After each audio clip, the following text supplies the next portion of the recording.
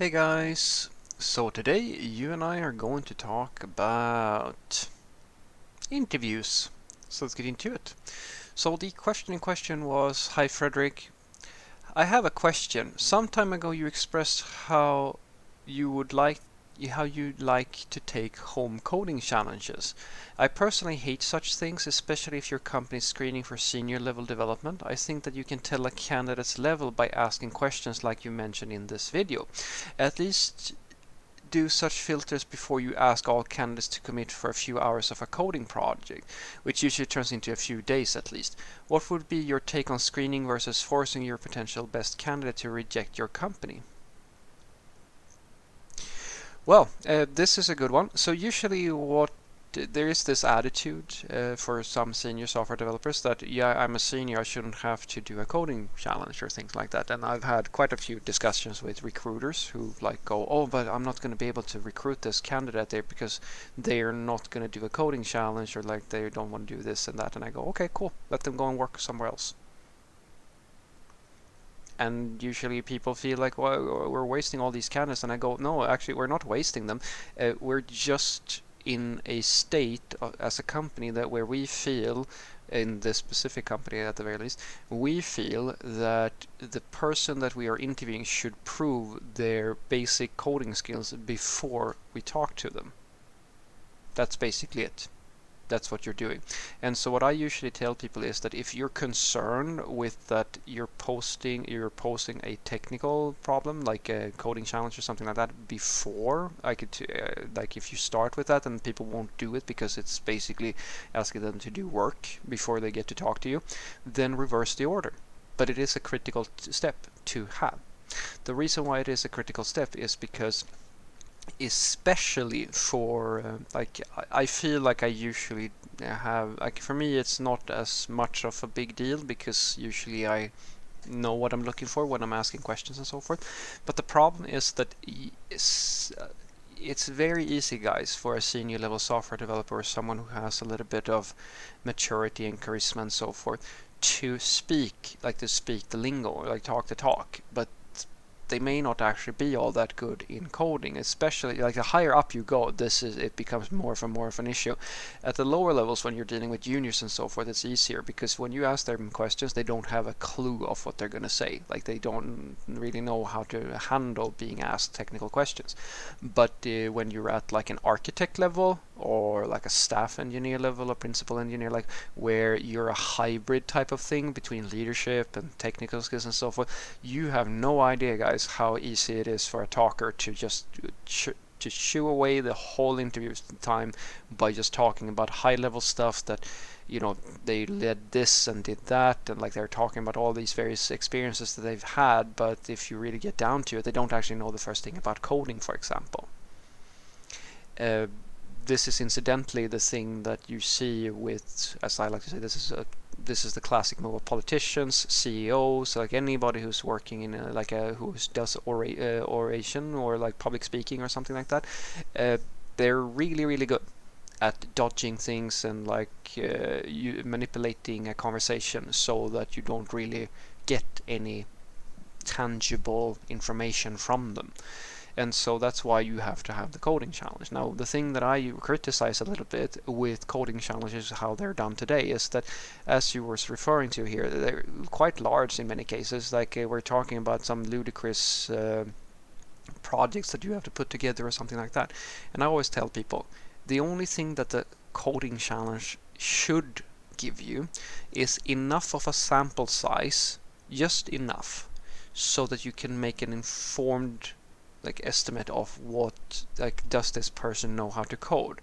And the thing is, guys, you will not necessarily know by the coding challenge if a person is a junior, a mid-level, or a senior, or whatever. You can't really, it's very difficult to gauge the skill level of a person from the coding challenge, I argue, at the very least, because it's a combination.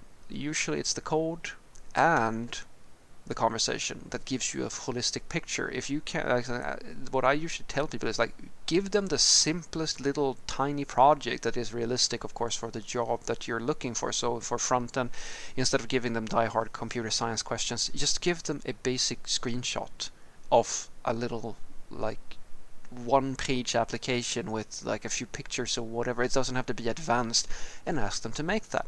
It's something that might take, depending on how much they want to invest, it might take an hour or two. I don't know exactly. Like something simple, something small, but enough of a size so that that they know how to make make a mobile response, like a mobile first design.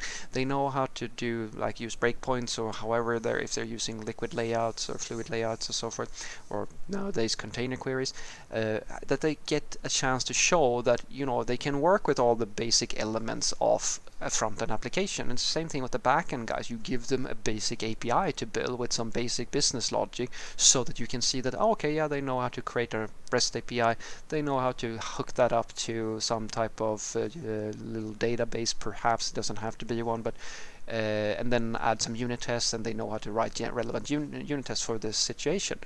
That's all you need. You don't need to make it like this gigantic odyssey of a task to complete.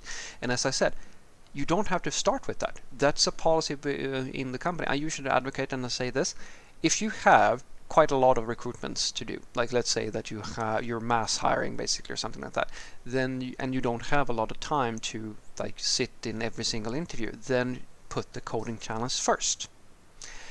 Because it's a passive thing. You send it out, they complete it or they don't, and then you can very quickly review it and see if it looks good enough, and then they go to the interviewing stage. Or if you really feel like, yeah, this is a candidate, like you have a senior or someone who seems really good on paper, like the recruiter is willing to vouch for them, then do the interview first. Because that will, I personally, like me, I mean, of course, I love that, because that means that I get quicker to the state that I want to be. Something that is super frustrating for me and probably everybody else who's ever looked for a job is that, at least as a software developer, like you sort of have to do homework before you can even talk to someone, so that you know if they're even offering you a decent salary, or if they're, if there even seems to be like a interesting thing going on in the company. You don't really know much, because they're basically, before you even get the first piece of information from them, they want you to do some work. And sure, that sucks, and I wish it wasn't so, but that's how it is when you're a supplier. If you supply the work, or you're the provider, then you can make the rules basically, because well, it's not that easy, but hopefully you see my point.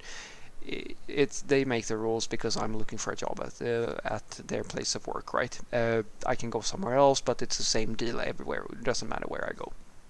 So what I want you to take away from this is that I personally think that you as an engineer, you should be in a state of being able, I'm just gonna say it, you should be able to prove your skill at the drop of a hat, basically. Because if you don't know your coding, or you don't know your technical matters and stuff like that, then you shouldn't work as a software developer. I don't care if you used to do it, because that's the classic one. You're a senior, cool. How does that benefit the company in any way, unless you have any tangible skills to bring to the table? Most of the like higher levels, where you go to architects and so forth, like the reason why companies are suffering is because incompetent seniors go into management, or rather, like they barely touch the mark for being quote unquote a senior in a company, and usually they don't really know all that much, and then they get a job of being an architect, which they even more fail at because they don't even have the foundation, and then they get hired in another company, and all of a sudden they have a career built on being a really shitty architect, or a really shitty like a product manager or something like that.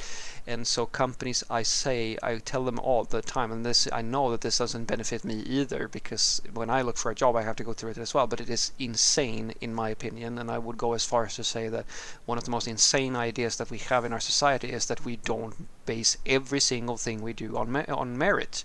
Why the hell do you hire people, or like get officials or so forth, who don't even pass like a basic exam for the thing that they're going to be dealing with? To me, that is insane. Every single skill that or every single profession that you have has some basic requirements on skills, so you should check those at least a little before you hire someone, or ask them to take over a company, or run for office or something like that. That's at least my opinion. because I believe in merit and proving merit. But as I said, if you do have, you can switch it around. It's a nicer thing if you do the interview first, because as I said, like the person who posed the question is quite correct.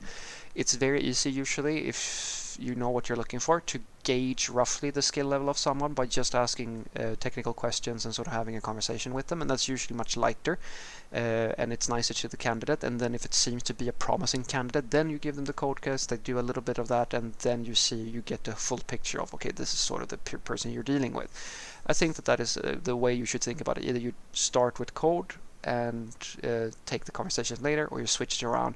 And I argue the decision to do when you do one or the other should come down either to the specific candidate or in general when you have the time, because doing personal interviews, like, you will have a lot of candidates and a lot of meetings to just talk to people, and in many cases you find that, well, it's not really the sort of person that you want, and that's why the code test in some cases is useful to use first, because it will give you less, it takes less time from you, and it gives you at least a basic screening process, so you don't spend a lot of time sitting in very long conversations with people who won't get the job anyway. Have a great day.